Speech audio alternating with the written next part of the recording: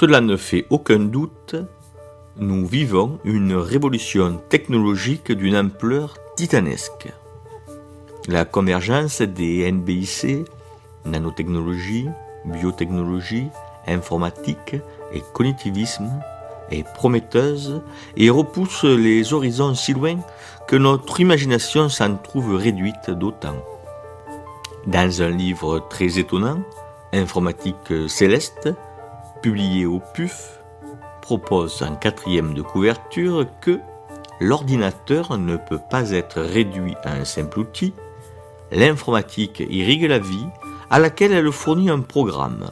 Elle donne forme à la matière à son niveau le plus élémentaire. Elle sculpte nos pensées et notre conscience. Aussi bien apporte-t-elle une nouvelle ontologie, une nouvelle politique et même une nouvelle spiritualité. Une nouvelle ontologie donc, et sans doute aussi une nouvelle anthropologie.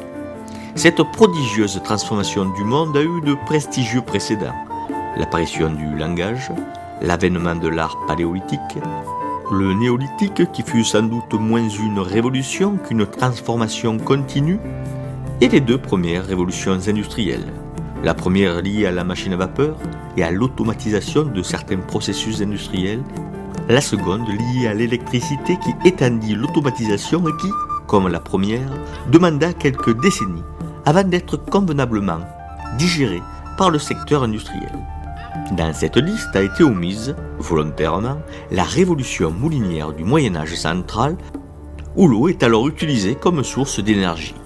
Si le Moyen-Âge n'invente pas le procédé que les Grecs avaient utilisé, mais que les Romains avaient porté comme ils savaient si bien le faire à un degré de perfection saisissant, pensons par exemple au moulin de Barbegal, si le Moyen-Âge n'invente pas le procédé, donc, il va multiplier les sites.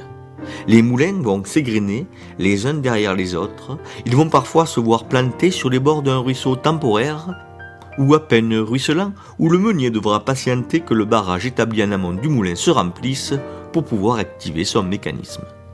C'est donc dans la prolifération de ces dispositifs techniques que réside la révolution technologique du Moyen-Âge central, et en France, elle tient au fait que sa géographie et ses paysages ont fait d'elle le royaume où la révolution moulinière pouvait donner les résultats les meilleurs. En augmentant partout la productivité de la mouture, elle accompagne l'extension des terres céréalières et son corollaire, l'expansion démographique. Elle a donc permis que ce qui deviendra le royaume de France puisse devenir la contrée la plus peuplée d'Europe, ce qui va fonder sa puissance et permettre que la France en tant qu'entité politique et territoriale se stabilise très tôt dans le concert de ce qui deviendra les nations au XIXe siècle. La suite de l'histoire est connue et la France domine l'Europe au XVIIe et XVIIIe siècle à tel point que le français devient la langue de la diplomatie et des cours européennes. On mesure donc l'importance de pouvoir adapter les révolutions technologiques aux potentialités préexistantes d'un territoire.